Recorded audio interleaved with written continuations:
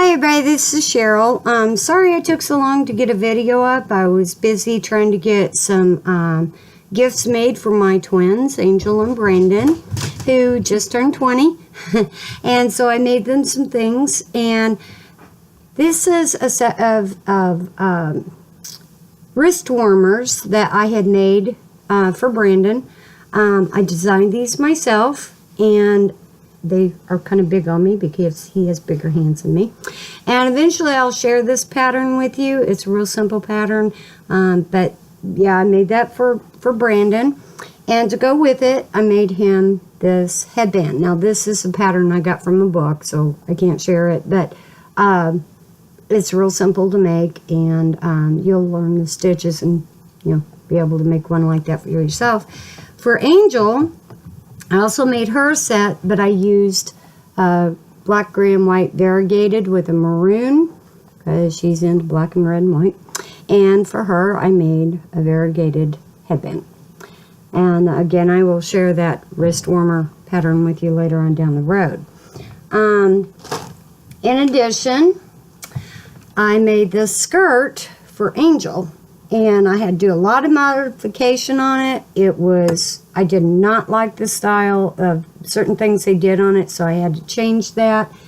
And, of course, the pattern that they had was way too big for her, so I had to cut it down. But it's a little mini skirt. And with it, it has this belt, and again, I had to modify that because there was things about it I just didn't care for.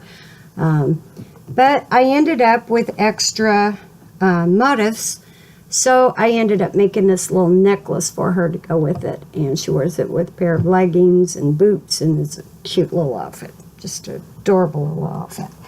Okay, so there's that. Now, so let's get started here real quick. When you get your ball of yarn, your skein of yarn, you want to look on your skein, and you're going to look for this right here. It has a number 1 and number 2. What that means is when you go to the number 1, you go down to the end here and you pull this yarn out. Okay? Now, you don't want to work with this end. You want to wrap this up, tuck it in, and not use that end, because if you use that end, your ball's going to be flying all over the place. You want to go to, let's go back to here, the number 2. Okay, so you go down to the number 2 end, you pull this end out, and that's the end you work with. That pulls your yarn from the inside out, and that way it's not flying all over the place. All right, so, and I'll show you some little tricks I've learned over the years about, keeping your yarn clean while you're working and safe and, that kind of stuff. Now, when you get started here, and I need to move this camera a little bit at a better angle so it's easier for me to show you. All right, so let's get started on learning how to do the chain stitch. Crochet is nothing more than chain stitches. It's just how many times you wrap your yarn around, where you are pulling the chain from, that kind of stuff. First step is to make a slip knot. Okay, so to make a slip knot, you lay your yarn. Boy, this is going to be real awkward. You put your yarn around your finger to get a loop like that. Okay, you just want a loop like this. Okay. You put that behind, this is really awkward, sorry guys. Put this behind it, like this, okay? And you just pull that loop through, like that, okay? And just pull it tight, okay? That makes your slip knot. Now, if you pull the short end, it's gonna come out, okay? But if you pull the other end, it's going to tighten up, okay? So, see, you loosen it and tighten it this way, but if you pull this end, it's going to come out, okay? And it's important that you have that. Now, to hold your yarn, the way you hold your yarn is totally up to you. There's people hold it all different ways, but I'm going to show you how I do it and show you why. All right, so see if I can do this. Put your yarn over your pinky, under your ring finger, over your middle finger, and over the top of your pointer finger, okay? Then you hold your work, and this is your work here, between your middle finger and your thumb, okay? This creates this space. This space is your work area. Just like if you're doing another craft, this area would be your work area. All right, so you want to pay attention to how big that work area is, okay? If you get it too big, then your stitches are going to be harder to, keep under control. If you get it too small, then they're going to be either too tight or, you're just not going to have good control. So you want to kind of keep a good distance for your work area. All right, to make the chain stitch,